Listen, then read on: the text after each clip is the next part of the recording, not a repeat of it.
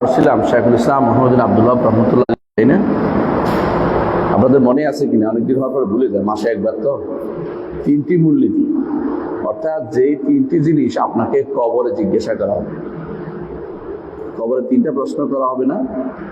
তোমার রবকে, তোমার দিন কি ছিল, তোমার নবীকে, তিনটা প্রশ্ন করা হবে। এই তিনটা প্রশ্নের উত্তর না দিয়ে তো কেউ পার পেতে পারবে না। কবরে কখন এই তিনটি প্রশ্নের উত্তর দিতে পারবে? দুনিয়ার বুকে যখন তিনটি প্রশ্নের যথাযথ আমল করা হবে। এই তিনটি প্রশ্ন উত্তর যদি দুনিয়াতে জেনে থাকে, আমল করে থাকে, মেনে থাকে, কবরে গেলে তিনটি প্রশ্নের উত্তর দিতে পারবে। আর যদি তিনটি উত্তর না জেনে থাকে তাহলে আটকে যাওয়ার সম্ভাবনা আছে, আযাব শুরু হয়ে যাবে। এই জন্য তিনটি প্রশ্নের উত্তর সবাইকে জানতে হবে এবং উত্তরটা দুনিয়াতে রেডি রাখতে হবে। এর মধ্যে প্রথম প্রশ্ন ছিল যে তোমার রবকে, তোমার রবকে। এটা আমরা পড়েছি এতদিন ধরে। আমার রব হচ্ছে তিনি, যিনি আমাকে লালন পালন করেছেন বিভিন্ন রকমের নেয়ামত দিয়ে। রব তিনি, রবকে কিভাবে চিনেছি? তাকে চিনেছি তার আয়াত দিয়ে এবং মাখলুকাত দিয়ে। তাকে চিনেছি তার নিদর্শন দিয়ে এবং সৃষ্টিকুল দিয়ে তাকে চিনেছি। তাহলে রবকে জানলাম, রবকে কিভাবে চিনলাম জানলাম। তো রবকে চিনলে যথেষ্ট ইবাদত করতে হবে না? ইবাদত করতে হবে।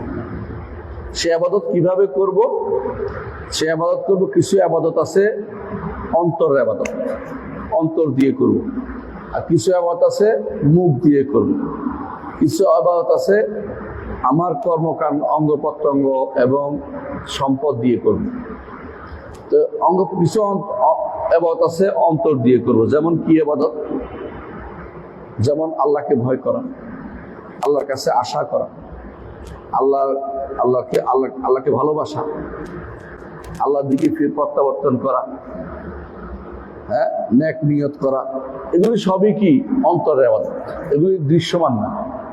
আপনি যে আল্লাহকে ভালোবাসেন, এটা কি আমি ভালোবাসি বললে হবে? কিভাবে বোঝা যাবে? অন্তরে ভালোবাসলে আল্লাহর ইবাদতের জন্য সবসময় আপনি ব্যস্ত থাকবেন, যে আমি আল্লাহর ইবাদত করব, আমি শুধু আল্লাহর ইবাদত করব, তার জন্য ব্যস্ত থাকবেন। কেন? অন্তরে ভালোবাসা আছে তার প্রতি, তার দ্বীনের প্রতি ভালোবাসা থাকবে। একটা ইবাদত হচ্ছে মুখের ইবাদত। যেমন আল্লাহর কাছে চাইবেন, কোনো কিছু চাইলে আল্লাহর কাছে চাইবেন, ডাকলে আল্লাহকে ডাকবেন, বিপদে আপদে, ভালো অবস্থায়, খারাপ সব অবস্থায় আল্লাহর কাছে যাবেন। আল্লাহ, আপনি ছাড়া আমার আর কেউ নেই, আপনি আমাকে দেন, আপনি আমাকে জান্নাত দিন, আপনি আমাকে জাহান্নাম। ইবাদতের অনেকগুলি প্রকার পড়েছি। অন্তরে কিভাবে ইবাদত করবো, একটা হলো মুখে কিভাবে ইবাদত করবো। আজকের দর্শে আমরা উদাহরণ আলোচনা করব এমন দুটি ইবাদতের কথা, যেগুলি মানুষের অঙ্গ প্রত্যঙ্গ দিয়ে হয়। শুধু মুখ দিয়ে হয় না, শুধু অন্তর দিয়ে হয় না, অঙ্গ প্রত্যঙ্গ লাগে। এর মধ্যে প্রথমটি হচ্ছে জবাই করা। জবাই করতে কি লাগে ভাই? হাত লাগে না, পা লাগে না, ধরে রাখতে হয় না, শক্তি লাগে। জবাই কি লাগে? অঙ্গ প্রত্যঙ্গ লাগে। এইটাও একমাত্র আল্লাহর জন্য নিবেদিত হতে হবে। জবাই নিজের জন্য করতে পারবেন না। নিজের নাম, নিজের আল্লাহ ছাড়া কারো নামে জবাই করলে এটা হারাম হয়ে যায়। আল্লাহ ছাড়া কারো নামে জবাই করলে এটা খাওয়া যায় না। পীর হোক, অলি হোক, বিভিন্ন জায়গায় কোথাও আপনি আল্লাহ ছাড়া কারো নামে জবাই করলে খাওয়া যাবে না। আল্লাহ তাআলা কোরআনে কারীম বলেছেন, ওয়ালা তাকুলু মিম্মা লাম ইয়াযকুর ইসমাল্লাহ আলাইহি। যার উপরে আল্লাহর নাম নেওয়া হয় নাই সেগুলি তোমরা খেও না। অসুবিধা হচ্ছে শব্দে? হ্যাঁ, আচ্ছা, যেগুলির উপর আল্লাহর নাম নেওয়া হয় না সেগুলি তোমরা খেও না, আল্লাহ নিষেধ করে দিয়েছে। আল্লাহর নাম নিয়ে জবাই করতে হবে। তো জবাই কার জন্য করতে হবে? আল্লাহকে সন্তুষ্ট করার জন্য, এবং আল্লাহর নামে করতে হবে। তো আল্লাহকে সন্তুষ্ট বা আল্লাহর নামে করলেই শুধু শুধু ইবাদত হবে। এর বাইরে করলে এটা শিরক হয়ে যাবে। আল্লাহর সাথে অন্য কারণ শিরক, কারণ এটা তিনি পাবেন। এটা কে পাবেন? আল্লাহই পাবেন, আর কেউ এটা পাবেন না। দলিল, আল্লাহ কোরআনে কারীম বলেছেন, কুল ইন্না সলাতি ওয়া নুসুকি ওয়া মাহইয়া ওয়া মামাতি। হে নবী, আপনি বলে দিন, ইন্না সলাতি, নিশ্চয় আমার সালাত। সালাত কি দিয়ে করেন? হাত দিয়ে, অঙ্গ প্রত্যঙ্গ দিয়ে সালাত পড়ে না, নাকি মন দিয়ে পড়ে? মনও লাগে, মুখও লাগে, আবার অঙ্গ প্রত্যঙ্গ লাগে। তাহলে অঙ্গ প্রত্যঙ্গে লাগছেই। ইন্না সালাতি ও নুসুকি, এবং আমার কোরবানি। নুসুকের তো কোরবানি হয়, নুসুকের তো অন্য সব ইবাদত হয়, আম হয়। এখানে হচ্ছে কোরবানি অর্থ। আমার কোরবানি ও মাহিয়ায়া, এবং আমার জীবনে সামনে যে সমস্ত কাজ আমি করব সব, ও মামাতি, এবং আমার মৃত্যুর পরের জন্য আমি যা সংরক্ষণ করে দেবো সব। এই সমস্ত ইবাদত আমি কার জন্য করব? লিল্লাহি রাব্বিল আলামিন, একমাত্র আল্লাহর জন্য। তিনি রব্বুল আলামিন, তিনি সমস্ত ইউনিভার্সের রব, সমস্ত জগৎ, সমস্ত সৃষ্টিকুলের রব হচ্ছেন কে? সৃষ্টিকুলের রব হচ্ছেন আল্লাহ তাআলা। তার জন্য আমি সবকিছু করব। তো আপনার আমার অঙ্গ প্রত্যঙ্গ দিয়ে করা যাবতীয় ইবাদত আল্লাহর জন্যই করতে হবে। মুখ দিয়ে করা ইবাদত যেমন আল্লাহর জন্য করি, অন্তরে ইবাদত যেন আল্লাহর জন্য করি। মনে রাখবেন, কোনো ইবাদত অন্তর ছাড়া হয় না। অন্তর লাগে, সাথে মুখ লাগে, অন্তর লাগে, সাথে অঙ্গ প্রত্যঙ্গ লাগে। তাহলে অন্তর লাগে, অঙ্গ প্রত্যঙ্গ লাগে, অথবা অন্তর লাগে অথবা মুখ লাগে। হ্যাঁ, সাধারণত উল্টাপাল্টা বের হইলে যেগুলো কেউ মন থেকে বলে নাই সেগুলি শিরকে আসগরে চলে যায়, আর যেগুলি মন থেকে বলছে শিরকে আকবরে চলে যায়। যেমন একজন মানুষ শপথ করলো, কাবার শপথ করছে, কাবার শপথ করছে। এখন যদি মুখ থেকে বেরিয়ে গেছে কাবার শপথ, এটা তো শিরকে আসগর হয়েছে। আর যে মনের ভিতরে স্থান দেয় যে কাবা অনেক কিছু, কাবা আমার উপকার অপকার করতে পারে, তাহলে এটা শিরকে আকবর হবে। তাহলে অন্তরে থাকা এরকম জিনিস, যেমন ধরেন একজন বলে ফেলছে হঠাৎ করে যে আপনি আর আল্লাহ, আপনি আর আল্লাহ, মন থেকে ভাগ্য আল্লাহকে শরীক করে নেই, কিন্তু মুখ দিয়ে বলে ফেলছে, এটা কিন্তু শিরকে আসগর। কিন্তু মনে আসে যে আপনিও পারেন আল্লাহও পারে, তাহলে শিরকে আকবর হয়ে যাবে। তাহলে বোঝা গেল যে যে কোনো ইবাদতের প্রাণ কিন্তু মূল হচ্ছে অন্তর। আর অন্তরের সাথে কখনো অন্তরে শুধু ইবাদত হয়ে যায়, যেমন ভালোবাসা, যেমন আশা, যেমন ভয়, যেমন ভরসা, এগুলি অন্তর দিয়েই হয়ে যায় ইবাদত। আর কোনো ইবাদত অন্তর সাথে মুখ, আবার কোনো অন্তর সাথে অঙ্গ প্রত্যঙ্গ, কোনো ইবাদত অন্তর সাথে মুখ সাথে অঙ্গ প্রত্যঙ্গ, তিনটেই লাগে। যেমন সালাত যদি কমপ্লিট করতে হয় একটা সালাত, তো আপনার তিনটেই লাগবে। তিনটে লাগবে না? যখন আপনি প্রথম বলেন আল্লাহু আকবার, তাই না, এটা মুখ লাগতেছে, তাই না? তারপরে কেরাত পড়তেছেন, মুখ লাগতেছে। তারপরে যখন রব্বানা লাকাল হামদ বলতেছেন, আল্লাহর কাছে অন্তর থেকে আল্লাহর কাছে সাহায্য চাচ্ছেন, সব ইয়াকা নাবুদু ইয়াকা নাস্তাইন বলছেন, মন থেকে সাহায্য চাচ্ছেন, অন্তরে ইবাদত হচ্ছে। আবার যখন অঙ্গ প্রত্যঙ্গ নাড়াচ্ছেন, উঠতেছেন, দাঁড়াচ্ছেন, রফিয়দান করতেছেন, এগুলি আবার অঙ্গ প্রত্যঙ্গের ইবাদত হচ্ছে। সালাতের মধ্যে তিন রকমের ইবাদত আছে। অন্তরের ইবাদত, হাতে অঙ্গ প্রত্যঙ্গ, হাতে মুখের ইবাদত এবং অঙ্গ প্রত্যঙ্গের ইবাদত। অন্তর, মুখ, অঙ্গ প্রত্যঙ্গ, তিন রকমের ইবাদত সালাতের মধ্যে আছে। এটা একটা সালাতে বহু রকমের ইবাদত আছে। এই জন্য সালাত সর্বোত্তম ইবাদত। ঈমানের পরে সর্বোত্তম ইবাদত হচ্ছে সালাত, কারণ এটার মধ্যে সব আছে। এই যে 2 রাকাত সালাত যদি আপনি মন থেকে সুন্দর করে মুখে যা বলা তা বলবেন, অঙ্গ প্রত্যঙ্গে তা প্রতিপালন করবেন, আপনার এটা সুন্দর ইবাদতে পরিণত হয়ে যাবে। এই জন্য সুন্দর ইবাদত হচ্ছে সালাত। সমস্ত ইবাদতের মূল হচ্ছে সালাত। কোরআন তিলাওয়াতের মধ্যে মুখের ইবাদত আছে, অঙ্গ প্রত্যঙ্গের ইবাদত আছে, অন্তর ইবাদত আছে। মুখের ইবাদত কি? মুখের ইবাদত হচ্ছে আপনি পড়তেছেন, কিন্তু এটা যদি অন্তর থেকে অর্থ বুঝে পড়ে তো 2টা ইবাদত হয়ে যাবে। আর যেটা বাস্তবায়নের নিয়ত করেন তো 3টে ইবাদত হয়ে যাচ্ছে। তাহলে আপনি বুঝতে পারছেন উত্তম, এমনি সর্বোত্তম ইবাদত হচ্ছে সালাত। সালাত হচ্ছে উত্তম ইবাদত, আর কিছু নেই, আর কোনো কিছু হইতে পারে না। এই জন্য যেই দিনে সালাত নাই, এই দিনে কোনো কল্যাণ নাই। এতক্ষণ যেগুলি বললাম, এটা অর্থ হচ্ছে সালাতের কিন্তু বিভিন্ন ইবাদতের বিভিন্ন রূপ আছে। ইবাদত কখনো অন্তর দিয়ে হয়, কখনো অন্তর এবং মুখ দিয়ে হয়, কখন অন্তর এবং অন্যান্য অঙ্গ প্রত্যঙ্গ দিয়ে হয়। এই যে মুখ অর্থ হলো জিহ্বা দিয়ে বলছে এক উদ্দেশ্য। এই ইবাদতগুলোর মধ্যে আজকে আমরা যে আলোচনা করবো হচ্ছে এমন সব ইবাদত যেগুলো কি হয়, অন্তর এবং অঙ্গ প্রত্যঙ্গ দিয়ে হয়। যেমন জবাই করতে হলে আপনি কিছু জবাই করতে হলে আপনার কি লাগবে? অবশ্যই অঙ্গ প্রত্যঙ্গ লাগবে, ধরতে হবে, আনতে হবে, টাকা খরচ করতে হবে, এগুলি আপনার লাগবে। এই জন্য এটা ইবাদত বাদানিয়া বা শারীরিক ইবাদতের ভিতরে অন্তর্ভুক্ত হচ্ছে জবাই। তো এটা কি করবেন? আল্লাহ তাআলা বলছেন যে বলুন যে আমার যাবতীয় আমার যাবতীয় সালাত, আমার যাবতীয় কোরবানি, আমার জীবনের যত কাজ করি আমি, যে আখিরাতের জন্য যত কিছু আমি সঞ্চয় করছি, সবই আমার রবের সন্তুষ্টির জন্য করছি। তিনি সন্তুষ্ট হলে এগুলি কাজে লাগবে, তিনি সন্তুষ্ট হলে এগুলি কাজে লাগবে। আপনি সালাত করছেন আল্লাহ সন্তুষ্টি বিধানের জন্য, নিয়ত ঠিক আছে, সব আছে, হবে, সন্তুষ্টির জন্য করছেন, আল্লাহ কবুলও করবেন। নিয়ত করবেন যে আল্লাহ কবুল করছে, বিশ্বাসও রাখবেন যে আল্লাহ কবুল করছে। কোনোভাবে এটা বলবেন না আল্লাহ কি আমার এবার কবুল করবে কিনা, এটা বলবেন না, তাহলে আল্লাহ তাআলা কবুল করবেন না। কারণ আল্লাহকে চাইলে এইভাবে চাইতে হবে যে আল্লাহ আমার দোয়া কবুল করবেন, আল্লাহ আমার চাওয়া দিবেন।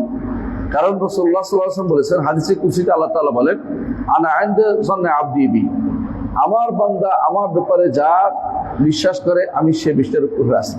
যদি সে বিশ্বাস করে যে আমি তার দোয়া কবুল করবো, আমি কবুল করি। আর যদি বিশ্বাস করে আমি কবুল করবো, তো আমি কেন কবুল করবো?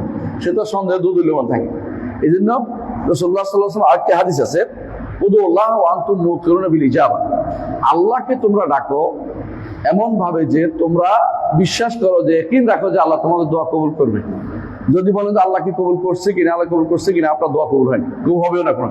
কারণ আপনার দোয়াটা তখন কি হয়ে যাবে, আপনার দোয়াটা তখন সন্দেহজনক অবস্থায় চলে গেছে। অর্থাৎ আপনি নিজেই সন্দেহ করতেছেন আল্লাহ এটা কবুল করবেন।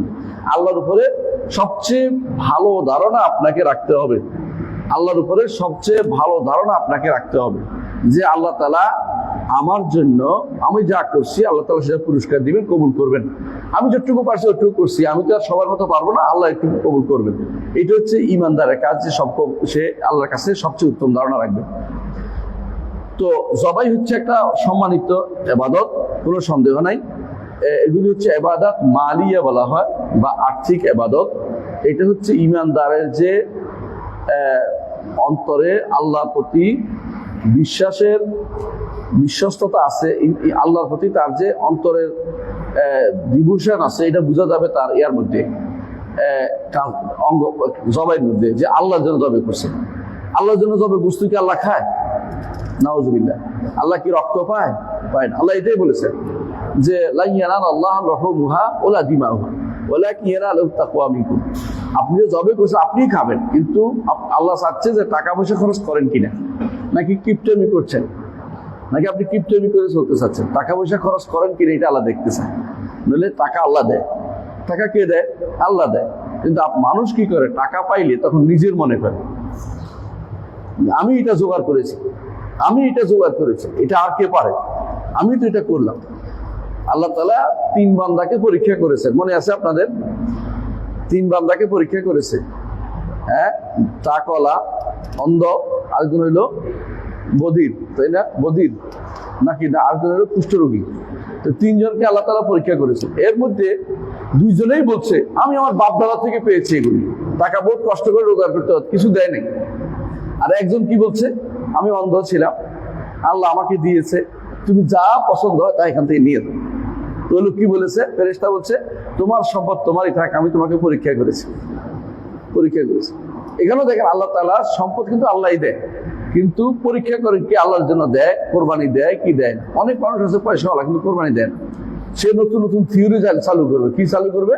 একবার বলবে যে এইটা জবে করা, পশু জবে করা, হ্যাঁ, নারীর পশুর প্রতি নির্দয়তা ইত্যাদি ইত্যাদি, এতগুলি পশু জবে করে ফেললো, হাই রে শেষ হয়ে যাবে। অথবা এই জাতীয় কথা, টাকা অন্যখানে খরচ করা যায়, কি জন্য আমরা এটা জবে করবো, মানে এই জাতীয় কথা ফালসাফা আছে। বসে বসে দর্শন বানাবে, একটা চিন্তা বের করছে। কেন? তার কাছে মনে হচ্ছে যে কেন জবেটা করবে। অথচ যে ব্যক্তি আল্লাহকে ভালোবাসে, আল্লাহর নির্দেশ প্রতিপালন করে, আল্লাহ তাকে সম্পদ দিয়েছে, দিতে পারে কিনা দেখেন। যে বান্দা আমার টাকা পাইয়া সে আবার হালুর না হয়ে যায়, হ্যাঁ, আল্লাহ তাআলা কোরআনে কারীম বলেছেন ইন্নাল ইনসানা খুলিকা হালুআ। আল্লাহ তাআলা মানুষকে সৃষ্টি করেছেন হালুর করে। হালুরটা কি? ইজা মাসসাহুল খায়রু মানুআ, তার যদি আমি সম্পদ দিতে চাই। ওয়াইজা মাসসাহু শাররু জাজুআ, যখন সম্পদ না দেয় পেরেশান হইয়া কোথায় পাবে সন্তান দরকার, সম্পদ দরকার শিরিক করে ফেলবে। দরকার হলে শাহজালাল মাজারের কাছে সে বসবে।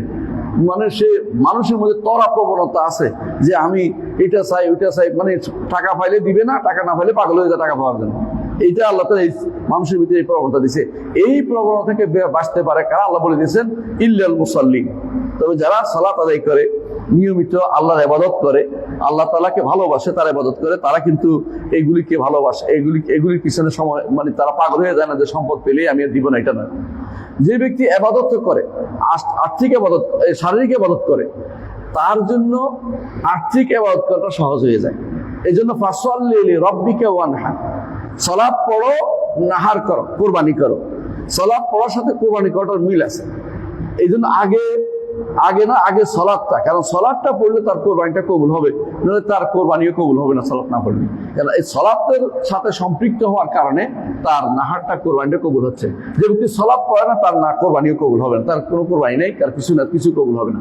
এই জন্য সালাতটা তাকে পরিশোধিত করবে, তাকে আল্লাহর রাস্তায় দান করতে উদ্বুদ্ধ করবে।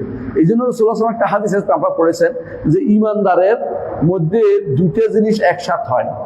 একটা হচ্ছে বুখল, কৃপণতা, একটা হচ্ছে ঈমান। ঈমান থাকলে, ঈমান যদি মজবুত হয়ে যায়, তার অন্তর উজাড় হয়ে যায়, উজাড় করে দিতে চায় যে আমি দান করব, এটা আমার আরবের জন্য, আখিরাতে রেখে দেব। তার ঈমান যখন শক্তিশালী হবে, সে মনে করবে যাই দিব বাকি থাকবে, যাই দিব না তা নষ্ট হবে। এটা হচ্ছে রাসূলের যেমন মানহাজ ছিল। রাসূলুল্লাহ সাল্লাল্লাহু আলাইহি ওয়াসাল্লাম কোনোদিন কিছু জমা করে রাখতেন না, বরং একটা ছাগল জবে করতেন। আয়েশা রাদিয়াল্লাহু আনহা বলেন, রাসূলুল্লাহ সাল্লাল্লাহু আলাইহি ওয়াসাল্লাম কোনো ছাগল জবে করতেন, সবটাই দিয়ে দিতেন। একদিন তিনি দিয়ে দেওয়ার পরে বললেন যে কি আছে, বলে যে মাথাটা রয়ে গেছে। তখন রাসূল বললেন যে মাথাটাই শুধু কাজে লাগে নাই, পুরোটাই রয়ে গেছে, মানে এটা দেওয়া হয় না, তো এই জন্য এটা কাজে লাগে না। ওইগুলি ঠিকই আল্লাহ রাস্তায়, আল্লাহর হাতে চলে গেছে, মানে ওইগুলি আল্লাহ তাআলার কাছে চলে গেছে। ঈমানদার এই কোরবানি, আর্থিক ইবাদত করতে অনেকেরই কষ্ট হয়, বুঝছেন না কথাটা? আর্থিক ইবাদত, মানুষ সাধারণত আর্থিক ইবাদতের মধ্যে মানে মজা পায় না। সে অন্য অনেক কিছু করে, কিন্তু টাকা পয়সা দিতে চায় না। টাকা পয়সার ক্ষেত্রে খুবই কিপটামি করে। আপনি দেখবেন অনেকেই যখন দেখবেন যে ব্যাংকের টাকা সব চলে গেছে, তখন হায় রে আমার এত লাখ টাকা চলে গেছে। এর আগে কিন্তু কেউ জানে না তার এত লাখ টাকা আছে। হয়তো সে ফকিরকে টাকা 1 টাকাও দেয়নি, অথবা গরিবকে দেয়নি, আত্মীয় স্বজনকে দেয়নি। টাকা যাওয়ার পরে মনে হয় টাকাটা তো চলে যাইলো, হায় হায়, আর একদিন সময় পেলে আমি কিন্তু এবার সবাইকে দিব। যেমন মরার সময় সবাই বলে যদি আল্লাহ দিয়ে এবার বাঁচায় রাখে, আমি ইনশাল্লাহ যাইয়া অনেকগুলো টাকা অমুখে দিব। আবার যখন সে ভালো হইয়া যায়, আবার ভুলে যায়, কারণ টাকার মায়া অনেক বেশি, টাকার মায়া মানুষ থাকতে পারে। এই জন্য ইবাদত মালিয়া মানুষের অন্তরের বড়ত্বকে স্পষ্ট করে দেয়। মুহাম্মদ রাসূলুল্লাহ সাল্লাল্লাহু আলাইহি ওয়াসাল্লাম জীবনে কোনোদিন কাউকে না বলতেন না। যদি বলতেন, কেউ আসে চাইতো, কিছু না পাইতো, বলতো অপেক্ষা করো, দেখি কত কিছু পাই কিনা তোমাকে দেওয়ার জন্য। পরিবারের কাছে পাঠাইতেন, ওই সাহাবীদের কাছে পাঠাইতেন, তোমার কাছে কিছু আছে কিনা, আমার কাছে কিছু আছে কিনা, এই লোকটা অভাবী, তাকে কিছু দিতে চাচ্ছি, কিন্তু নো করতে পারতেন না, তার অন্তরে বাঁচত। অথচ আমরা কিন্তু আমাদের আত্মীয় স্বজনের খোঁজ খবর নেই দেওয়ার ক্ষেত্রে। নিজেরা যতক্ষণ পারবেন নিজের সম্পদের পরে বাকিটা দান করার চিন্তা করবেন, কারণ আপনি যেটা দিবেন এটাই আপনার আছে, আর যেটা খরচ করবেন নিজে খরচ করবেন, নিজে খরচ হয়ে গেছে। আর যেটা বাকি রাখবেন এটাও আছে, আর যে রেখে যাবেন এটা আপনার না, এটা সম্পদ হচ্ছে, এটা মালিককে, ওয়ারিশের মালিক। আপনি এটার মালিক হতে পারেন নাই।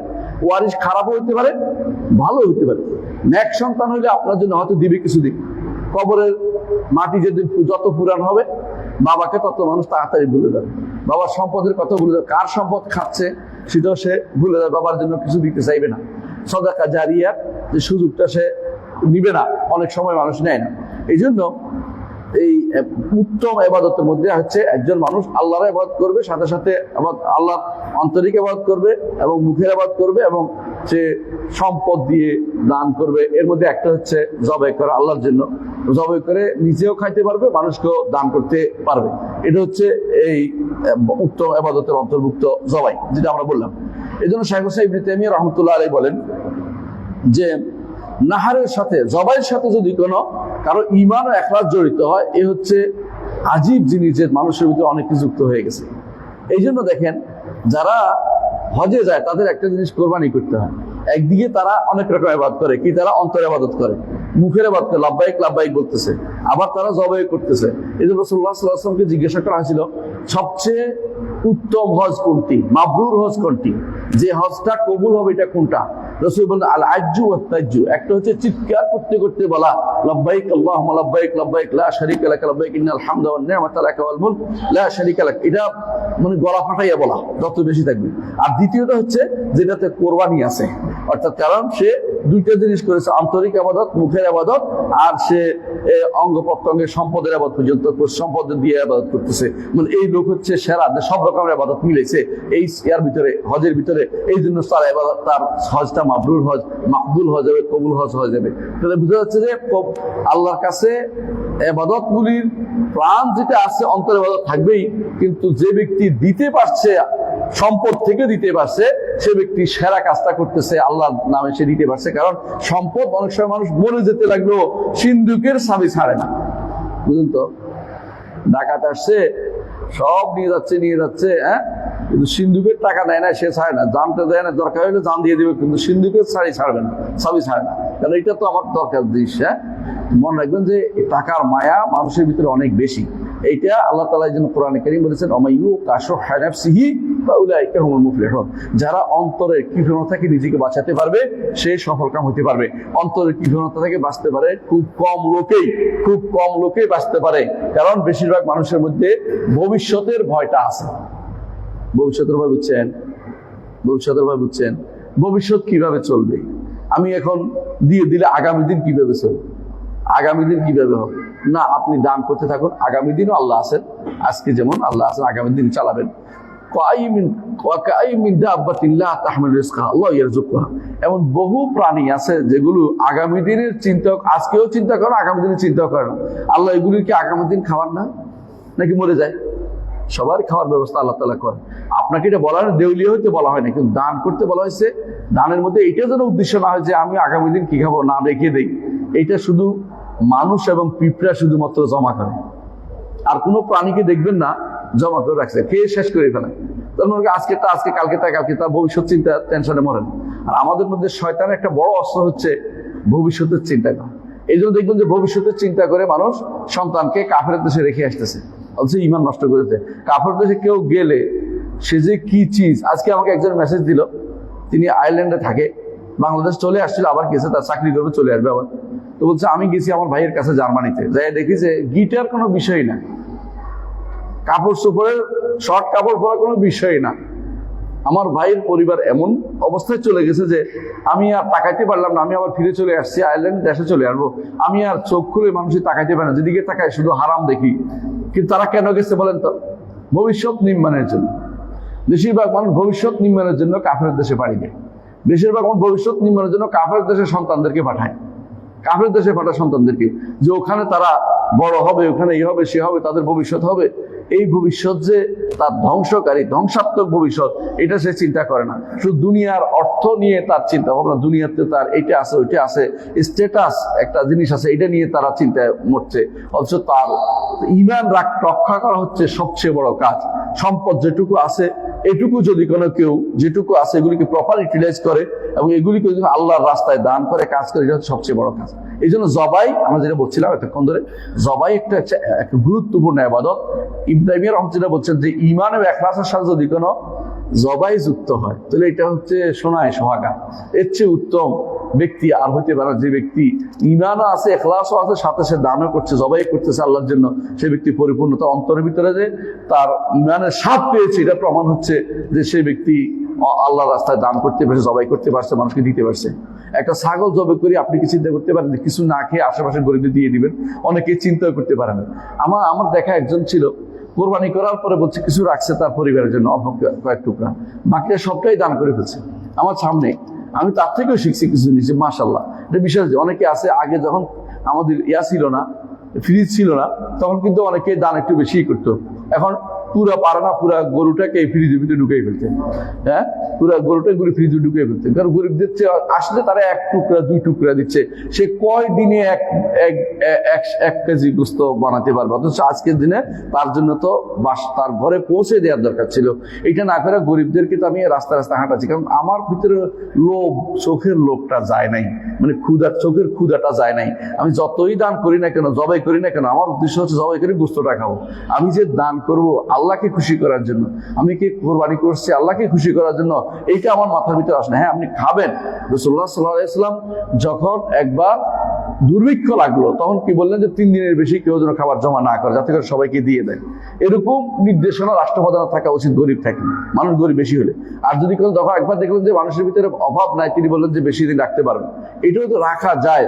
কিন্তু দান করাটা হচ্ছে উত্তম। 3 ভাগের 1 অংশ দান করা, 3 ভাগ অংশ গরিবদের দেয়া, 3 ভাগ অংশ আত্মীয় স্বজনকে দেয়া, নিজের পরিবার, নিজের বন্ধু বান্ধবদেরকে, আর 1 ভাগ খাওয়া হলো নিয়ম। আমরা এটার মধ্যে থাকতে পারলে ভালো। আমি বলছি না যে এটা উল্টাটা করলে নাজায়েজ হবে, তা নয়, কিন্তু উত্তমটা করতে পারি না কেন? আমাদের মধ্যে সম্পদের মোহটা অনেক বেশি। লাভ, যে এটা থাকলে লাভ, এটা থাকলে করতে পারবো, এটা থাকলে আগামী 6 মাস আর বাজার করা লাগবে না, মেহমান আসলে আর কিনে লাগবে না, এটা দিয়ে চালাই দেবো। তো আপনি নির্ভর করতে চাচ্ছেন আপনার গরুর গোস্তের উপর, তাই না, অথবা ছাগলের গোস্তের উপর, এমন তো হইতে পারে যে এটা পৌঁছে যাবে, শেষে কি করবেন? ফেলাই দিবেন।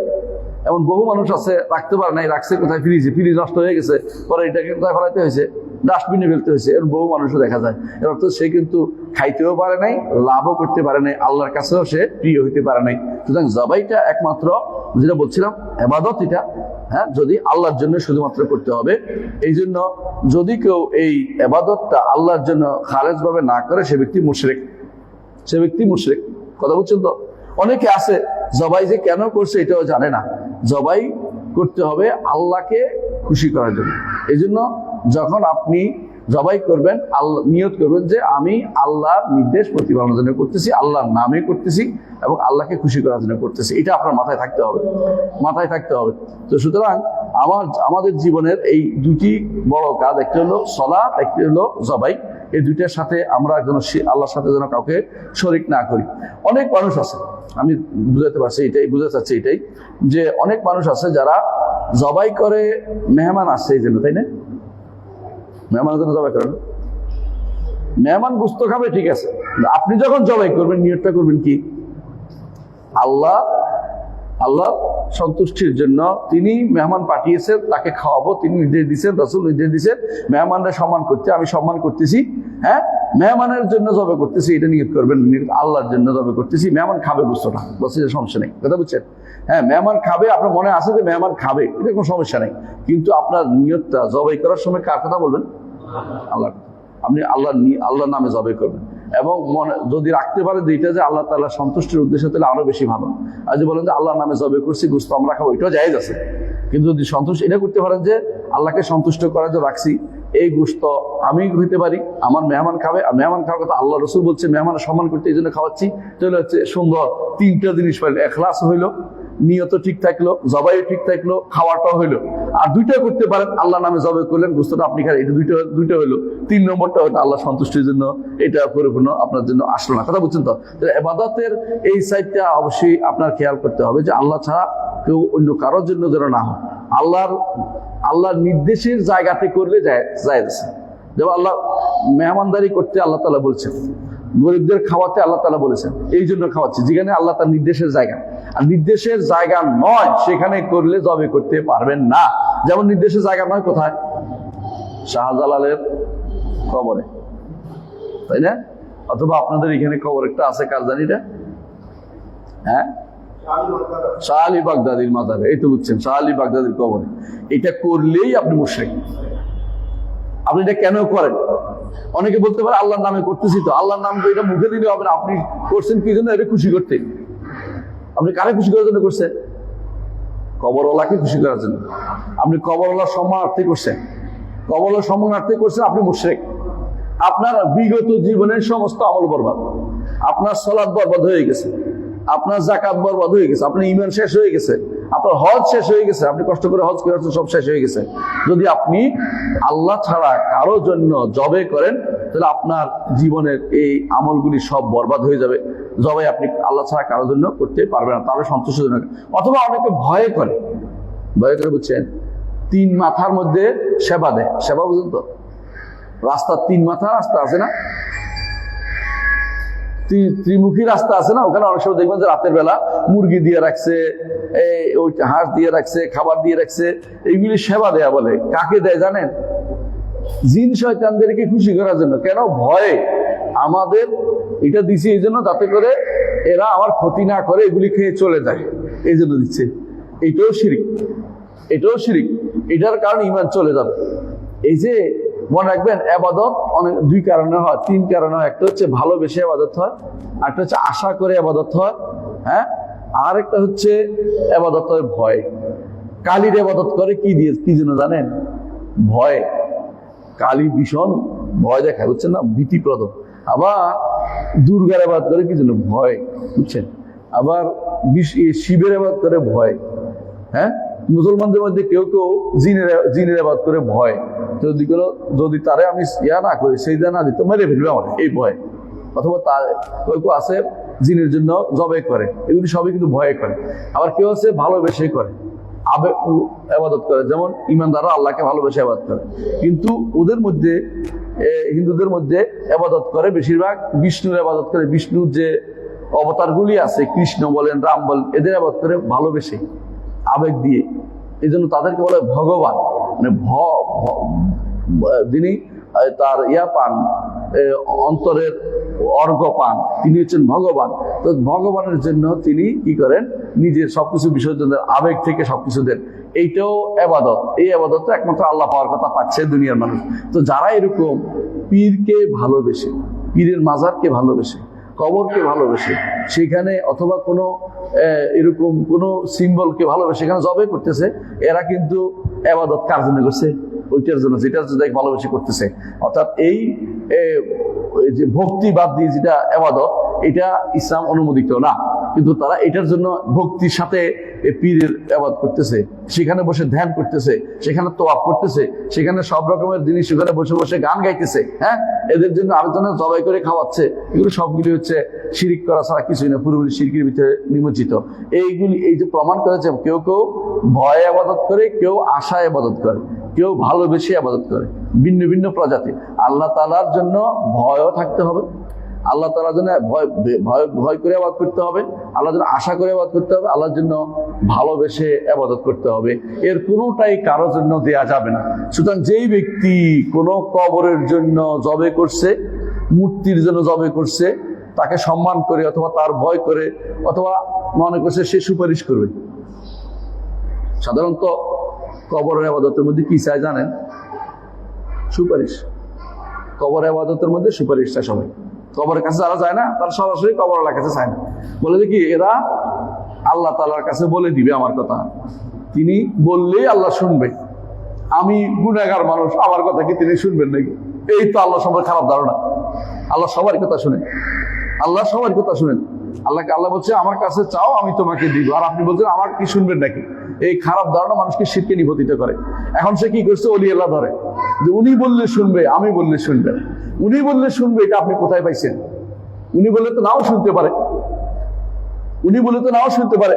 কারণ অনেক অনেক নবীর দোয়া আল্লাহ কবুল করেননি, আবার অনেক সাধারণ মানুষের দোয়া আল্লাহ কবুল করে ফেলে। রাসূলুল্লাহ সাল্লাল্লাহু আলাইহি ওয়াসাল্লাম এই জন্য বলেছেন, রাসূলুল্লাহ সাল্লাল্লাহু আলাইহি ওয়াসাল্লাম এই জন্য বলেছেন যে এমন অনেক মানুষ আছে যাকে রাস্তা থেকে মানুষের দূরে তাড়িয়ে দেয়, কোথাও মজলিসে গেলে বসতে দেয় না, কোথাও গেলে সম্মান দেখায় না, কারো বাড়িতে গেলে তাকে প্রস্তাব দিলে কোনো কথা শুনে টোরে না। আল্লাহর কাছে বললে আল্লাহ কিন্তু তার কথা কবুল করে, হাদিস। আবার অনেক বড় মানুষ আছে যে অহংকারী, তার কথা আল্লাহর কাছে সে প্রিয় না। কে প্রিয় হবে এটা তো বেশভূষা আর দরবারে বোঝা যাবে না, এটা হবে আল্লাহর সাথে তার অন্তরের সম্পর্ক কতটুকু হয়েছে এটা। সে যদি কোনো গুনাহগারও হয় কিন্তু অন্তর থেকে আল্লাহর কাছে কিছু চাইছে, আল্লাহ তাআলা সেটা কবুল করবে না। গুনাহগারের তওবা কেন কবুল হয়? কারণ ফিরে আসতে যেন। গুনাহগার যত অন্যায় করুক, যখনই সে তওবা করবে তখনই আল্লাহ তাআলা সেটা কবুল করবে। আল্লাহ নিজে বলেছেন, ইয়া ইবাদিয়াল্লাযিনা আসরাফু আলা আনফুসিহিম লা তাকনাতু মির রাহমাতিল্লাহ। হে আমার বান্দারা, যিনি নফসের উপর জুলুম করেছে, আল্লাহর রহমত থেকে নিরাশ হয়ো না। ইন্নাল্লাহা ইয়াগফিরুয যুনুবা জামিআ, আল্লাহ সমস্ত গুনাহ ক্ষমা করবেন। কিন্তু আপনি ওই কবরের পিছনে দৌড়াইয়া, পীরের পিছনে দৌড়াইয়া, অমুক ওলি আল্লাহর পিছনে দৌড়াইয়া, মান্নাতের পিছনে দৌড়াইয়া মনে করতেছেন আপনি কি এগুলির পিছনে দৌড়ে আপনি মনে করতেছেন যে সন্তুষ্টি অর্জন করবেন, উনি বলে দিবেন, তাহলে আপনি এখনো বহু দূরে আছেন ইমান থেকে। ইমানের কাজ হচ্ছে সরাসরি আল্লাহর কাছে চাইতে। আল্লাহ তাআলা বলছেন, ওয়াইজা সাআলাকা ইবাদি আন্নী ফাইন্নী করিবুন উজিবু দাওয়াত দাঈ ইযা দাআন। আমার বান্দা যখন আমার কাছে আমার সম্পর্কে জিজ্ঞাসা করে, বলে যে আমি নিকটে। এই নিকট মানে কি? দুইটার কারণ, একটা সওয়াবও দিবে তিনি, আর কিন্তু তিনি আমার দোয়া কবুল করবেন, এই জন্য তিনি নিকটে। দুই কারণ নিকটে, একটা কি সওয়াব দেওয়ার জন্য, লিল ইজাবা আও লিল ইসাবা, সওয়াব দেওয়ার জন্য নিকটে এবং তিনি কবুল করার জন্য নিকটে। যা উজিবু দাওয়াত দাঈ ইযা দাআন, আমাকে ডাকলে আমি তার ডাকে সাড়া দেই। এই জন্য আল্লাহ তাআলা তার আরশের উপর, এই নিকট অর্থ এটাই। কারণ আপনিও বলেন যে আমার নিকটের মানুষ হচ্ছে ওই ব্যক্তি। এই নিকটের মানুষ বলতে কখন আপনি এটা বুঝান না যে তিনি আপনার কাছে লেগে আছেন, এটা নয়। আপনি বুঝান যে আমি বললেই তিনি শুনেন, এটা হচ্ছে আপনার নিকটের কথা। এই নৈকট্যই আল্লাহ তাআলা যেন সাব্যস্ত করতে হবে। ইমাম আবু হানিফা রাহমাতুল্লাহ এই জন্য তার ফিকহুল আকবরের মধ্যে বলেছেন যে ওয়ালাইসাল কুরবু বিল মাসাফা, নৈকট্য কখনো এই ইয়া দিয়ে মাপার জিনিস নয়, মানে মেশিন দিয়ে মাপার জিনিস নয়। নৈকট্য হচ্ছে আল্লাহ তার সম্পর্ক কত শক্তিশালী ছিল নৈকট্য। এটা এই নৈকট্যের সাথে নিকটে থাকা, মানুষের কাছে থাকা, এটা একসাথে মিলে ফেলা যাবে না। কথা বুঝতে পারছেন তো? কাছে থাকা এক জিনিস, একদম লেগে থাকা এক জিনিস, আর নৈকট্য আরেক জিনিস। এই জন্য আল্লাহ তাআলার নৈকট্য যদি পেতে হয় তাহলে আপনি সরাসরি আল্লাহর নৈকট্যের চেষ্টা করবেন, নিজের ঈমানকে বর্ধিত করে এবং আমলকে শক্তিশালী করে, ভালো কাজ করে। নৈকট্য কখনো মানুষের পিছনে দাঁড়ে দাঁড়িয়ে ঘুরে, কবরের পিছনে ঘুরে, কবর নামে জবে করে, ব্যক্তি নামে জবে করে দিয়ে নৈকট্য অর্জন করতে পারবেন না। এই নৈকট্য অর্জন আল্লাহর কাছে আল্লাহ কোনো রাখেন নাই। কারণ এই নৈকট্যের কাজে করতো কারা? এই নৈকট্যের কাজে করতো আরবের মুশরিকরা। তারা কি বলতো? তারা বলতো মা না'বুদুহুম ইল্লা লিয়ুকাররিবুনা ইলাল্লাহি যুলফা। আমরা তো এই সমস্ত ওলি আল্লাহদের, এই সমস্ত লাত মানাত উজ্জার পিছনে কেন ছুটি? যাতে করে এরা আল্লাহর কাছে আমাদের নৈকট্য এনে দেয়। ওরা চাইছে নৈকট্য এনে দিবে কারা? পীরেরা, মাজারেরা, অলিরা, অমুকরা তমুকরা আমাদের নৈকট্য এনে দিবে। এই জন্য তাদের পিছনে দৌড়াচ্ছে। আল্লাহ তাআলা এটার বিরুদ্ধেই নবীকে পাঠাইছেন। নবী যেন সরাসরি যে তোমাদের সম্পর্ক আল্লাহর সাথে করো, ওই পীর ফকিরের সাথে করিও না। হ্যাঁ, দিন জানার জন্য তুমি আলেমের শরণাপন্ন হবা, দিন আলেমের কাছ থেকে শিখবা, কিন্তু তোমার নৈকট্য কোনো ব্যক্তি এনে দিবে না। তোমার নৈকট্য তোমাকে অর্জন করতে হবে। আল্লাহ তাআলার কাছে তার ইবাদত করে, তার কথা শুনে তুমি নৈকট্য অর্জন করতে হবে। এটাই হচ্ছে, সুতরাং এটাই হচ্ছে মূল কথা। সুতরাং কোনো ব্যক্তি যদি কোনো মৃত্যু কেউ যদি কোনো ইয়ার নামে জবে করে, মূর্তির নামে জবে করে, অথবা জবে করলো কবরের নামে, হ্যাঁ, অথবা মনে করলো যে এরা আমার জন্য নৈকট্য এনে দেবে, সুপারিশ করে দিবে, অথবা জবে করলো কোনো ব্যক্তি আসছে। আমরা ইরানে গেলে দেখবেন, আমি উদাহরণ দিচ্ছি এই জন্য, আমাকে একজন বলছে, আমার ভাই মদিনা থাকে, উনি বলতেছেন যে ইরানে তিনি চাকরি করছেন, ওখানে আমরা আসছি দেখে জবে করছে, এটা খায়টায় না, মানে সম্মান করছে, একটা জবে করে রেখে ফেলায় চলে আসছে। তো এটা হচ্ছে কাজ, হচ্ছে এই ব্যক্তিকে দেখাচ্ছে আমার জন্য 10টা ছাগল জবে করছে, এটা সে খুশি, এবং সে এটা রেখে কয়টা জবে করছে, এটা খাওয়ার কথা নয়। এটা হলো ব্যক্তি আসার কারণে, কোনো ব্যক্তি আসার কারণে জবে করে, এইটা হচ্ছে শিরকের একটা কারণ, যে কারণে শিরক হয়ে থাকে। কারণ আপনি তো ইয়ার জন্য করেন নাই, আল্লাহ সন্তুষ্টির জন্য করেন। আপনি কার সন্তুষ্টি করছেন? ব্যক্তির সন্তুষ্টির জন্য করছেন, এই জন্য শিরকে পরিণত হয়ে গেছে। এগুলি সবগুলি হচ্ছে শিরক, সবগুলি হচ্ছে শিরক। সেটা হতে পারে উট, বড় জিনিস, হতে পারে গরু, হতে পারে ছাগল, হতে পারে মুরগি, এমনকি হতে পারে যেটা কেউ খায় না, যেটা সেও পছন্দ করে না, যেটা সাধারণত মানুষ এমনি মেরে ফেলে, এমন জিনিস দিলেও হয়ে যাবে। ওই ঘটনাটাকে আপনার মনে আছে, দুইজন যাচ্ছিল এক রাস্তা দিয়ে, সেখানে একটা মূর্তি ছিল। মূর্তির মধ্যে একজন বলে যে এখানে না, কিছু না দিয়ে গেলে আমরা যেতে দেই না। একজন বলে আমি আল্লাহ ছাড়া কারোর জন্য কিছু দেই না, সে দেয় নাই, তাকে মারলো, সে জান্নাতে গেল। আরেকজন বললো সে একটা মাছি একটা মারিয়ে না দিয়ে দিল, মাছিতে দিছি, মানে দিল, তারা তাকে ছেড়ে দিল, কোথায় গেল? জাহান্নামে গেল। কারণ হচ্ছে সে তো দিছে, জবাই তো করছে, মাছি হোক আর মশা হোক, আল্লাহ ছাড়া কারোর জন্য কিছুই এই জন্য আপনি কি করতে পারবেন না, দিতে পারবেন না। আমি তো মশা মারতে পারেন, মাছি মারতে পারেন, কিন্তু সে উদ্দেশ্যটা কি ছিল? ওরে নিবেদন করা, এই জন্য সেটা নিষিদ্ধ হয়ে গেছে। তাহলে যে ব্যক্তি এরকম কোনো কাজ করবে, সেই ব্যক্তি শিরকের ভিতরে লিপ্ত হবে। আল্লাহ ছাড়া কারোর জন্য কোনো কিছু সে যদি কোনো উৎসর্গ করে, এই উৎসর্গটা যুগ যুগ ধরে ইসলামে, মানে প্রথম যুগে এই উৎসর্গ জিনিসটা সবচেয়ে বেশি ছিল। আপনার মনে পড়ে কিনা যে আদম সন্তানদের মধ্যে দুইজনে ইসকাররাবা কুরবানান ফাতাকুব্বালা মিন আহাদিহিম ওয়া লাম ইউতাকাব্বাল আখার। একজনে কোরবানি করছে, অর্থাৎ উৎসর্গ করছে কি? ছাগল। আরেকজনে উৎসর্গ করছে কি? ফসল। আল্লাহ তাআলা কোনটা কবুল করলেন? আল্লাহ তাআলা ছাগলটা কবুল করলেন। বুঝতে পারছেন? উৎসর্গ কবুল করার জিনিসটা দেখেন, তাহলে বোঝা গেল আগেও এরকম আল্লাহর জন্য এরকম উৎসর্গ করার নিয়ম ছিল, কিন্তু তখন আকাশ থেকে আগুন এসে খেয়ে ফেলতো, যেটা উৎসর্গ করছে এটা। আল্লাহ তাআলা এই উম্মতের জন্য, পরবর্তী উম্মতের জন্য এটা দিয়েছেন কি? জবে তোমরা করবা, কিন্তু খেতেও পারবা, কিন্তু আল্লাহর জন্য যেন হয়, আল্লাহ সন্তুষ্টির জন্য যেন হয়, এবং আল্লাহ তাআলার নামে যেন হয়, অন্য কারো নামে যেন না হয়, অন্য কারো সন্তুষ্টির জন্য না হয়, অন্য কারো আগমনের জন্য যেন না হয়। এটা হচ্ছে আমাদের কাছে আল্লাহর পক্ষ থেকে নির্দেশনা, যেটা আমরা পালন করে থাকি। তাহলে আমরা বুঝতে পারছি যে কোরআন আমাদের জানাচ্ছে যে জবে কার জন্য হবে? একমাত্র আল্লাহর জন্য, আল্লাহর জন্য। কারণ এটাই রাসূলুল্লাহ নির্দেশনা, এটাই দেওয়া হয়েছে যে আমাদের সমস্ত ইবাদত যেন একমাত্র আল্লাহর জন্য হয়, আল্লাহর জন্য হয়। আরেকটি হাদিসে আছে, অমিনের সুন্নাহ হাদিসে আছে, আরেকটি এই নির্দেশ হাদিসে আছে, রাসূলুল্লাহ সাল্লাল্লাহু আলাইহি ওয়াসাল্লাম বলেছেন, লাআনাল্লাহু মান যাবাহা লিগাইরিল্লাহ। আল্লাহ তাআলা লানত করবেন ওই ব্যক্তিকে যে ব্যক্তি আল্লাহ ছাড়া অন্য কারো জন্য জবাই করবে। কথা বুঝছেন কিনা? আল্লাহ কারোর জন্য যদি কেউ আল্লাহ ছাড়া অন্য কারোর জন্য জবাই করে, আল্লাহ তাকে লানত করবে। লান শব্দের অর্থ হচ্ছে আল্লাহর রহমত থেকে দূরে সরিয়ে দেয়া। লানত হলো আত্মর, তাড়িয়ে দেয়া, রহমত থেকে দূরে সরিয়ে দেয়া। আমাদের আজান না, আমাদের আজান, আমাদের এটা কি আমাদের আজান? আমাদের না, আমাদের আজান, আমাদের আজান না, এটা আমাদের আজান। আজান দিবে? দিতে পারেন, দিতে পারেন, আজান দিতে পারেন, দেন আজান।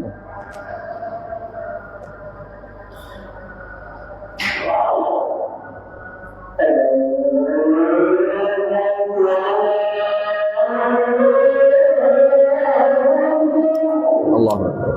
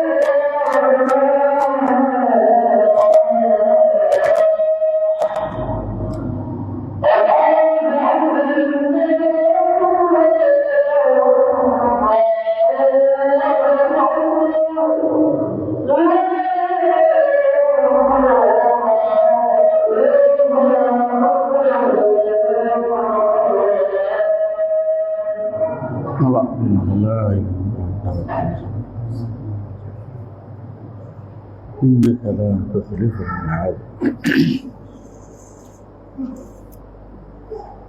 আমরা যেটা বলছিলাম, আপনাদের আবার শুরু করছি, সেটা হচ্ছে রাসূলুল্লাহ সাল্লাল্লাহু আলাইহি ওয়াসাল্লাম বলেছেন, লাআনাল্লাহু মান যাবাহা লিগাইরিল্লাহ। যে ব্যক্তি আল্লাহ ছাড়া অন্য কারোর জন্য জবাই করবে, আল্লাহ তাকে লানত করবেন। অর্থাৎ কি, আল্লাহ তার রহমত থেকে তাকে দূরে সরিয়ে দিবেন। রহমত থেকে দূরে সরিয়ে দেওয়া ভয়াবহ জিনিস। কখনো ছোট গুনাহ, কখনো বড় গুনাহ, দুটেই হয়। যেমন কেউ যদি কোনো জমিনের, তিনটে জিনিস হাদিসে আসছে, অনেক অনেক এরকম লানত অনেকগুলো জায়গা উল্লেখ হাদিসে আসছে। তোমাদের একই হাদিসে তিনটে আসছে। কেউ জমিনের পিলার পরিবর্তন করে, তার উপরে আল্লাহ লানত হবে। জমিনের পিলার বুঝেন? সীমানার পিলার আছে না, সীমানা, জমিনের সীমানা আছে না, সীমানার পিলার পরিবর্তন, তার জন্য আল্লাহ লানত হবে। আবার হাদিসে আছে, যে ব্যক্তি বেদাতিকে আশ্রয় দেয়, অন্যায়কারীকে আশ্রয় দেয়, তার জন্য লানত, তার উপরে লানত। তো লানত কবিরা গুনাহ থেকে, বড় কবিরা গুনাহ থেকে, লানত করলে বড় কবিরা গুনাহ। এটা কখনো ঈমানদার কিন্তু বড় ধরনের গুনাহগার, তার জন্য হয়। আবার কখনো ঈমান নাই, তার জন্য হয়। এখানে যে ব্যক্তি আল্লাহ ছাড়া অন্য কারোর জন্য ইবাদত জবাই করবে, সে ব্যক্তি ঈমান থেকে বেরিয়ে গেছে, সে ব্যক্তি ঈমান থেকে বেরিয়ে গেছে। এই জন্য যারা এই যে জবাই করে যে সমস্ত জায়গাতে, ওখানে আপনি কিছু দিতে পারবেন না। কথা কি বুঝতে পারছি? যেমন ধরেন, সহজে বুঝবেন, যারা খান জাহান আলীর কুমিরের জন্য জবাই করছে, এত মুশরিক শব্দ। আজকেও দেখলাম তারা কি করছে, খাওয়াইতে পারে না দেখে এখন লয়ে গেছে গা কোথায় জানি নিয়ে, ওখানে নিয়ে কুমিরে খাওয়ায়। কুমির খায় না, হা করে তার বাড়িতে ঢুকাই দিচ্ছে মুরগি একটা নিয়ে। এখন চিন্তা করেন যে এইটা জবাই করছে কুমিরের জন্য, এটা কুমিরের জন্য জবে করছে, যদিও বিসমিল্লাহ বলছে, বিসমিল্লাহ মুখে এমনি বলছে, এটা কোনো অর্থহীন বলা, যে কুমিরের জন্য জবে করছে। তুমি এর জন্য জবে করতে কি কইছে? কুমিরে খাওয়াইতে হবে, এটা কোন কিতাবে আছে? তোমার কে কইছে কুমিরে খাওয়াইতে? কুমিরে হয় তুমি মেরে ফেলবা, না তুমি ছেড়ে দিবে যাইয়া সমুদ্রের মধ্যে, দুইটা একটা জায়গাতে থাকুক, যেখানে তার সমুদ্র, কুমিরে খাওয়াইতে হবে কি জন্য? মানে এই জাতীয় জিনিসগুলো যেগুলো উৎসর্গ করা হচ্ছে, এগুলি সবই কিন্তু এই জবাই, এই নিষিদ্ধ জবাই অন্তর্ভুক্ত হয়ে তারা এই কাজগুলো করছে। এর মাধ্যমে আল্লাহর রহমত থেকে মানুষ দূরে সরে যাচ্ছে, দুনিয়াতেও আখিরাতেও তারা মাহরুম হয়ে যাবে আল্লাহর রহমত থেকে। আল্লাহর রহমত হচ্ছে জান্নাত, জান্নাত থেকে দূরে সরে যেন না যায়, সেজন্য আল্লাহ ছাড়া কারো নামে জবাই করা যাবে না, আল্লাহ ছাড়া কারো সন্তুষ্টির জন্য জবাই করা যাবে না, আল্লাহ ছাড়া কোনো ব্যক্তির জন্য কোনো ব্যক্তির কোনো আখরাতে জবাই করা যাবে না। একটা ভালো কাজ আপনি এটাকে নষ্ট করে দিতে পারেন নিয়তের কারণে এবং কর্মের কারণে। জবাই করা আল্লাহর জন্য হলে সব গোশত আপনি খাবেন, কোনো সন্দেহ নেই, তেমন। কিন্তু আপনি যদি কোনো সেটাই নিয়ে ওলি আল্লাহর দরবার নিয়ে জবে করছেন, এরপর গোশত নিয়ে আসেন, তাহলে শিরক হয়ে গেছে। বুঝলেন না কথাটা? মাজারে গিয়ে জবে করছেন, অথবা কোনো এই সমস্ত মূর্তির জায়গা সেখানে জবে করছেন, অথবা কোনো যেখানে মনে করে এখানে দিলে জিনেরা পাবে, হ্যাঁ, তাহলে সেটাই আপনি শিরকের মধ্যে নিবহিত করেছেন। এই জন্য ইবাদত কার জন্য হতে হবে? একমাত্র আল্লাহর জন্য। আমরা এতক্ষণ যে আলোচনা করছি, যে কিসের আলোচনা করছি? জবাই একমাত্র আল্লাহর জন্য হতে হবে, তাই না? ইবাদত এটা একটা। আরেকটি ইবাদত, এটা সর্বশেষ ইবাদতের মধ্যে আরগুলো উদাহরণ দেব না, সেটা হচ্ছে মানত। মানতের বিষয়টি আল্লাহ কোরআনে উল্লেখ করেছে। আল্লাহ তাআলা বলছেন, ইউফুনা বিন নাযরি ওয়া ইয়াখাফুনা ইয়াওমান কানা শাররুহু মুস্তাতিরা। মানত তারা পূর্ণ করে এবং ভয় করে এমন এক দিনের, যে দিনের ক্ষতি অনেক বিস্তৃত, যে দিনের ক্ষতি অনেক বিস্তৃত। কোন দিন এটা? কিয়ামত। ওই দিনের ভয় করে এবং তারা মানত পুরা করে। আল্লাহ কিন্তু মানত করতে কোথাও বলেন নাই, রসুলও বলেন নাই। রাসূলুল্লাহ সাল্লাল্লাহু আলাইহি ওয়াসাল্লাম এটা বলেছেন যে আন্নাজু লা ইয়াতি বিখায়র, মানত কোনদিন কল্যাণ নিয়ে আসে না। মানুষ কি করে? মানত কেন করে? এমনি দিবে না, আমারে দিলে আমি দিব। মানত বলে না, আল্লাহ তুমি আমার ছেলে ভালো করে দাও, তো তোমারে আমি, হ্যাঁ, তোমার জন্য 100 রাকাত নামাজ পড়ে দিব। মানে এমনি নামাজ পড়বে না, ছেলে ভালো করলে পড়বে। মানে আল্লাহর সাথে একটা ফাটাফাটি শুরু হয়েছে, তুমি দিলে আমি দিব, নইলে আমি দিব না। এই জন্য এটা কোনো ভালো কাজ নয়, এটা জায়েজ নাই, এই জাতীয় মানত করা উচিত না। যদি কেউ করে ফেলে, যে আল্লাহ মানতের প্রকারগুলো দেখেন, একটা হচ্ছে এটা বলা যে আল্লাহ আমি তোমার জন্য 100 রাকাত নামাজ পড়বো। কোনো বলে নাই যে আমার এটা ভালো করলে করবো, এটা না। এমনি বলছে যে আমি মানত করলাম যে আমি আপনার জন্য আমি 2টা রোজা রাখবো, 3টা রোজা রাখবো, এটা জায়েজ আছে, এটাতে কোনো সমস্যা নেই, এটাতে কোনো সমস্যা নেই। কিন্তু যখন বলবেন যে আল্লাহ আমাকে দিলে আমি তোমাকে দিব, হ্যাঁ, এইরকম বললে তখন দেখতে হবে 2টা জিনিস। একটা হচ্ছে যে জিনিসটা আপনাকে দিবে বলছে ওইটা জায়েজ জিনিস কিনা, আর যেখানে আপনি দিবেন ওইটা জায়েজ জিনিস কিনা। বুঝলেন? যেমন আপনি যদি বলেন যে আমাকে যদি কোনো আল্লাহ আপনি এবারে এই ফুটবলের খেলায় পাশ করাই দেন, তাহলে আপনার জন্য আমি 100টা টাকা দিব। কথার কথা, এখন ফুটবলে ফেল করলে 100 টাকা দিতে হবে, আল্লাহর জন্য দিতে বুঝছে না? অন্যায়টা করছে আপনি কি প্রথমে, কিন্তু আল্লাহর জন্য দেয়াটা বন্ধ দেখতে পারবে না, আল্লাহর জন্য দিতে হবে, বুঝছে না কথা? আপনি ফেল করে করবো, আপনি বিপদে বসে এটা বলে।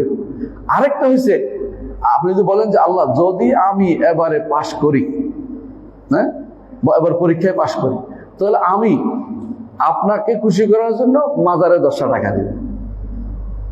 এটা আপনি দিতে পারবেন না, পাশ করলেও ফেল করলেও এটা দিতে পারবেন না।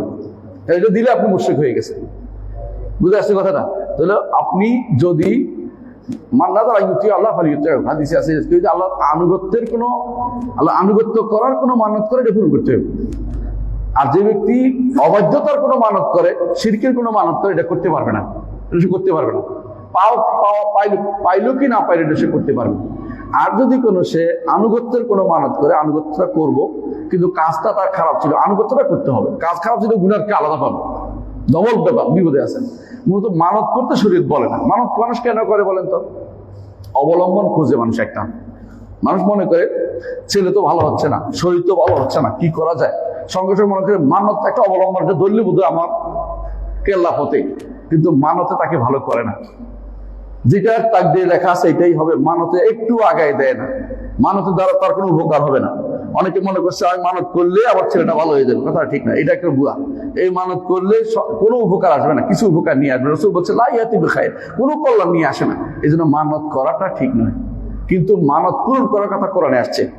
হ্যাঁ, এই জন্য মানত পূরণ করতে বলা হয়েছে, কোথাও মানত করতে বলা হয়নি। হ্যাঁ, কেউ যদি কোনো এরকম মানত করে, যে মানতটা আমরা প্রথমবার বলেছি যে এখানে কোনো ঠেক ধরাধরি নেই যে আমার দিলে আমি দিব, এরকম নাই, এমনি মানত করছে তো এটা করতে পারবে। যেমন কে করছিল? মারিয়ামের মা। মারিয়াম আলাইহিস সালামের মা কি বলছে? আল্লাহ, আমার পেটে যা আছে সন্তান আসছে, আমি এটা আল্লাহর ঘরের জন্য দান করব। মনে করছে ছেলে হইব, সে দান করবে, দিন লেখাপড়া করবে, বড় আলেম হবে। কিন্তু আল্লাহ তাআলা পরে যখন বের হয়েছে তখন দেখলো যে কি মেয়ে। বলছে আল্লাহ, আমি তো ছেলে মনে করছিলাম, তো মেয়ে হয়েছে। আল্লাহ কি বললেন? বলেছে জাকারে কারণ কত ছেলের চেয়ে এটা বড় ভালো আছে, কারণ এটা সিদ্দিকা, এটা আল্লাহর নির্দেশে বিশ্বাস করবে। সাদ্দাকাত বিকালিমাতি রাব্বিহা ওয়া কুতুবিহি। এই নারী তো সাধারণ নারী না, অসাধারণ নারী, সুতরাং কোনো সমস্যা নেই। কিন্তু আল্লাহ তাআলা এটাকে অ্যাপ্রিসিয়েট করেছে যে একজন মানুষ আল্লাহর জন্য সে দান করেছে, কথা মানটা করেছে। তাহলে এমন যদি মানত হয় যেটাতে কি নাই, বিকল্প চাওয়া নাই, আল্লাহর কাছে বরং মন থেকে উদার করে চলে দিতে পারবে। আরেকটা প্রমাণ হচ্ছে রাসূলুল্লাহ সাল্লাল্লাহু আলাইহি ওয়াসাল্লামের কাছে একদিন ওমর রাদিয়াল্লাহু আনহু বলেন, ইয়া রাসূলুল্লাহ, আমি বুয়ান একটা জায়গা নাম, বুয়ানাতে আমি একটি উট জবে করতে মানত করছিলাম। রাসূল বললেন যে ওখানে কি কোনো কবর আছে? বলেন না, কবর নেই। দেখছেন, আগে জিজ্ঞাসা করে নিছে ওখানে কোনো জাহিলি কোনো মেলা আছে? বলে কোনো মেলা নাই। ওখানে কোনো জমায়েত আছে, ঈদ আছে? করা নাই। কত হলে তুমি পূরণ করো। মানে রাসূল সবটি দেখে নিছে, উদ্দেশ্য কিন্তু বুয়াটা খাস করছো কি জন্য? এখন বলছে উদ্দেশ্য হচ্ছে ওখানে মানুষ আছে, ওরা খাবে, আল্লাহর জন্য করছি, খাবার লোক খুঁজবে কোথায় ওখানে দিছে, এই জন্য মানুষরা খাচ্ছে, কয়েকবার করতে পারো এটা। কিন্তু জিজ্ঞাসা করে নিছে যদি কোনো মেলা থাকতো, যদি কোনো জমায়েত জায়গা থাকতো, ঈদের জাহিলি ঈদ থাকতো। জাহিলি ঈদ বুঝেন কিনা? জাহিলি ঈদ চিনেন? জাহিলি ঈদ হচ্ছে মুসলিমদের দুইটা ঈদ ছাড়া যত ঈদ পৃথিবীতে আছে সবগুলো জাহিলি ঈদ। তথাকথিত ঈদে মিলাদুন নবী, তথাকথিত 15ই শাবান ঈদ বানাইলে, বুঝলেন না? অথবা মেরাজের রাত্রিকে ঈদের নামাজ বানাইলে, অথবা যদি কোনো কেউ ক্রিসমাস পালন করার জন্য আসে টাকা বানাইলে, অথবা যদি কোনো কেউ দুনিয়ার যে সমস্ত আজ দিবস পালন করেন, অমুক দিবস তমুক দিবস, দুনিয়ার এমনকি রাজনৈতিক দিবসগুলিও, এগুলিতে জবে করাও এটার ভিতরে পড়বে। কারণ রাসূলুল্লাহ সাল্লাল্লাহু আলাইহি ওয়াসাল্লাম নিষেধ করেছে কোনো ঈদের জন্য যেন না হয়। ইসলামে তো দুইটা ঈদ, দুইটা, এই দুইটা ছাড়া আর তো কোনো ঈদ নেই। সুতরাং বোঝা গেল আপনি ওগুলি যারা ঈদ বানাচ্ছে তারা জাহিলি ঈদ করছে। এগুলি ছাড়া যত ঈদ সব জাহিলি। সন্তানের জন্মদিন উপলক্ষে যেটা করতেছেন দেখি জাহিলি ঈদ। এই এই এই সম্মেলন তো শরীয়ত বলে, একসাথে শরীয়ত বলে নাই, এটা আপনি কাফেরদের থেকে নিয়েছেন, কোনো সন্দেহ নেই। এই জাতীয় যত রকমের এই মানুষে পার্বণ বানাচ্ছে সবগুলো কিন্তু জাহিলি, কোনো সন্দেহ নেই। এই জাতীয় জিনিসগুলোতে রাসূলুল্লাহ এই জন্য জিজ্ঞাসা করে দিয়েছে, ওমর ওখানে কি তাহলে কোনো কাফেরদের কোনো কিছু ছিল কিনা, ওখানে কোনো কবর আছে কিনা, কোনো এটা জিজ্ঞাসা করে। তারপর যখন কিছুই নাই তখন তোমার মানত তুমি পূরণ করো। তাহলে মানত প্রথমে করা শরীয়তে নির্দেশনা দেয় না। যদি কেউ করে ফেলে তখন তার জন্য সেটা, যদি ভালো কাজের মানত করে সেটা পূরণ করতে হয়, যদি খারাপ কাজের মানত করে সেটা পূরণ করা যাবে না। খারাপের মধ্যে সবচেয়ে খারাপ হইল শিরকের জায়গাতে মানত করা, যে কবরে অমুক পীর সাহেবের কবরে আমি দিব, অমুক হুজুরের কবরে দিব, শাহ আলী বগদাদির কবরে দিব, শাহজালালের মাজারের কবরে দিব, এই জাতীয় মানত করা পুরোটাই হচ্ছে কি শিরকি মানত। এই মানতটা জবাই হতে পারে, টাকা হতে পারে। 3 দিনে কত টাকা পাইছে? কত লাখ টাকা পাইছে? 16 লক্ষ, 17 লক্ষ টাকা থাকলে আপনার মসজিদে 4 তালা হয়ে যেত, মানে তালা সাদা হয়ে যেত, তাই না? সাদা একটা সাদ হয়ে যেত। মানে আপনি বুঝেন 3 দিনে মসজিদ সাদ হয়ে যায়। এটা কি জন্য দিচ্ছে আপনি বলেন তো? এগুলি সব কি কি জন্য দিচ্ছে? ওখানে মানত ছাড়া কি কারণ দিতে পারে টাকাটা? ঠিক। তাহলে 17 লক্ষ টাকা যারা দিছে এরা সবই মুশরিক হয়ে আছে। হতে পারে 17 লাখ মানুষ হতে পারে অর্ধেক মানুষ, হতে পারে 3 জনে দিছে, সব তো মুশরিক হয়ে আসছে। একটা টাকা দিলে মুশরিক, কবরে একটা টাকা দিলে মুশরিক। ইসলাম কবরকে কখনো বাধাই করতে বলে নাই, কবরের নাম লিখতে নিষেধ করেছে, কারণ যাতে করে এদের সম্মান শুরু, অতিরিক্ত সম্মান শুরু না হয়ে যায়। কবর বাধাই করতে নিষেধ করেছে, কবর উপরে স্মৃতিসৌধ নির্মাণ করতে নিষেধ করেছে, কবর উঁচু করতে নিষেধ করেছে, 1 বিঘতের উপরে উঁচু করা যায় না কবর, কবরের মধ্যে বাধাই করা নিষেধ। সেইখানে কবরকে এমন ভাবে কি পাথর দিয়ে জানি সাজাইছে দেখছেন। আমি গেছি চট্টগ্রামে, আসার সময় পুরো পাহাড়টাকে গরিবুল্লাহ মাজার, হ্যাঁ, পাহাড়টাকে পুরো পাথর দিয়ে পুরো সুন্দর করে ফেলছে, কারণ উঠতে যেন অসুবিধা না। গেলাম শাহপরানের মাজার পাশ দিয়ে আসতেছিলাম, এখানে খুতবা দিছি সিলেটে। আসার সময় একজনে বলতেছে যে দেখে যান এই ইয়াটা, মাজারটা দেখবো না, আমি তো আগে দেখি গরম হয়ে আছে, দেখে যান বলার জন্য।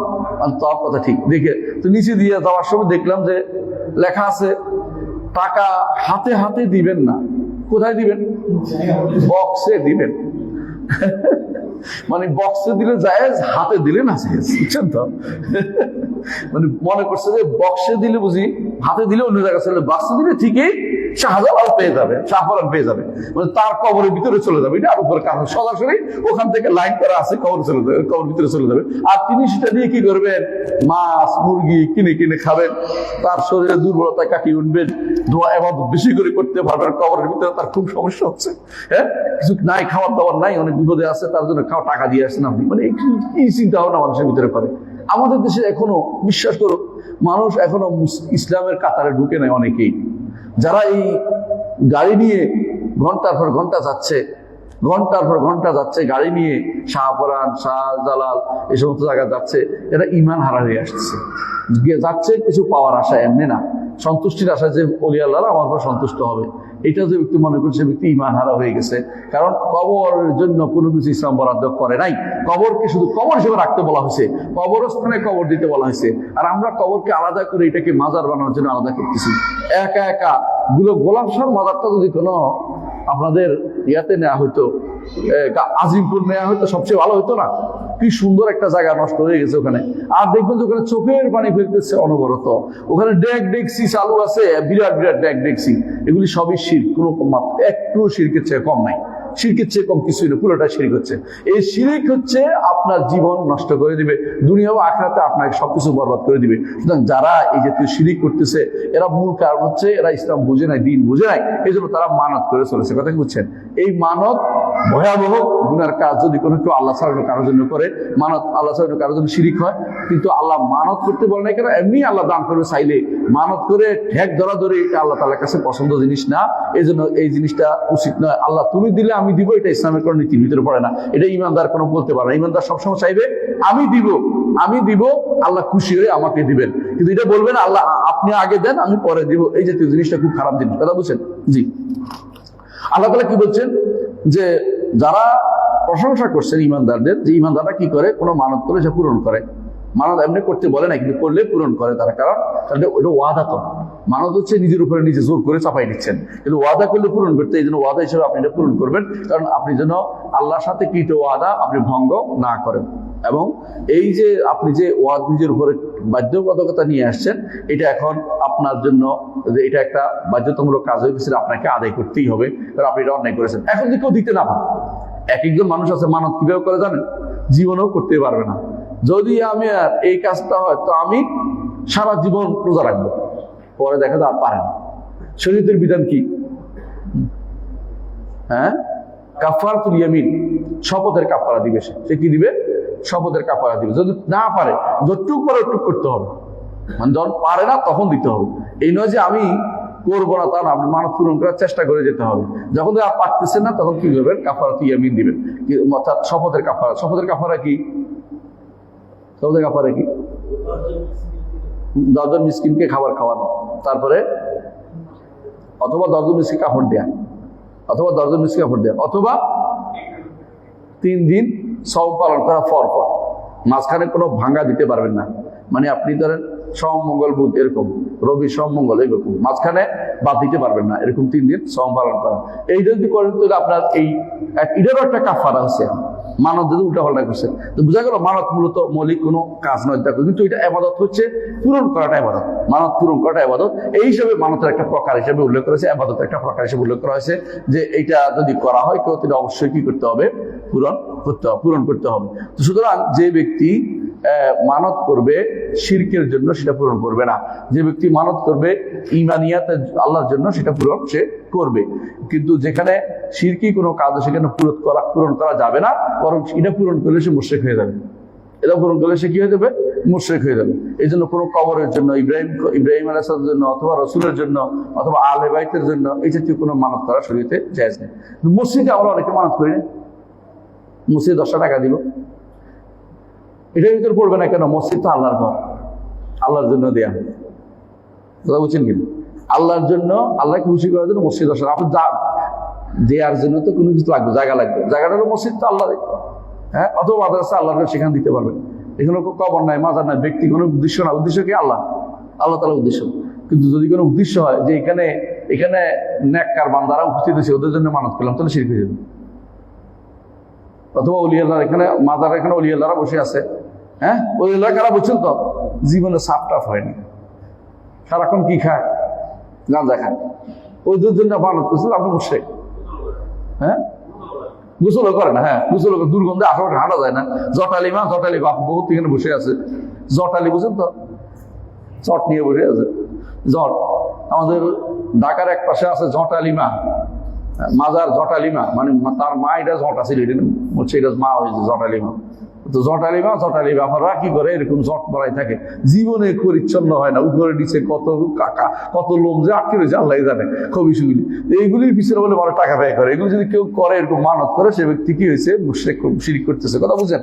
আপনাকে করতে হবে নিরেট খালেস আল্লাহর জায়গাতে করতে হবে, যেখানে একমাত্র আল্লাহ তাআলা সন্তুষ্টি উদ্দেশ্য থাকতে পারে, সেখানে শুধু আপনি মানত করতে পারবেন, আল্লাহ সন্তুষ্টির জন্য মানত করতে পারবেন না।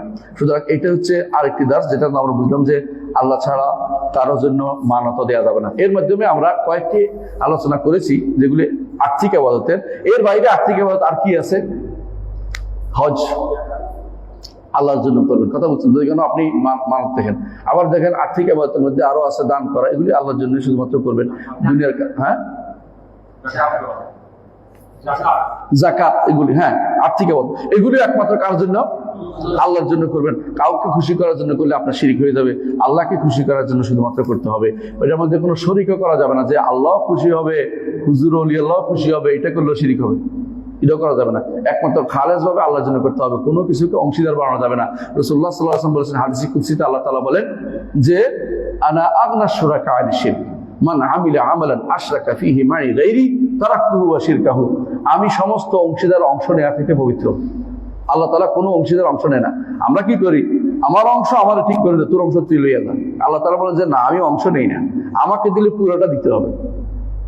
যদি কেউ আমার জন্য কোনো ইবাদত করে, আল্লাহ তাআলা বলেন হাদিসে কুদসিতে, আমার জন্য কোনো ইবাদত করে, এর মধ্যে কাউকে একটু দিছে, আমি তারাও ছাড়ি, তার ইবাদতটা ছেড়ে দেই, নিব না, ওটা নিয়ে আল্লাহ তাআলা এটা নেয় না। কারণ তিনি অত্যন্ত আত্মমর্যাদা সম্পন্ন সত্তা, তিনি কারো কোনো অংশ নিয়ে তার কোনো দরকার লাগে না। এই জন্য তিনি অংশ, তার এমনিতে আমাদের তার কোনো কিছু বাড়ে না কমে না, বরং এগুলি আমাদের উপকার আসে। তার অংশ দিলে তিনি নিবে না।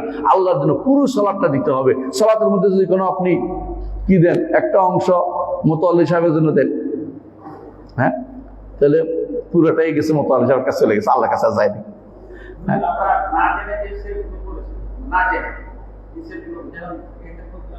হ্যাঁ, ভালো কথা বলছেন। না জেনে অনেকেই করে ফেলছে, অনেকেই গেছে, হ্যাঁ, বুঝছে, জানেন না। এটার একমাত্র উপায় হচ্ছে তওবা করা। আল্লাহ, আমি তওবা, ভুল করেছি, গুনাহ করেছি, আল্লাহর কাছে মাফ, আল্লাহ সব মাফ করে দিবেন। শর্ত হচ্ছে আর যাবেন না এই নিয়তে।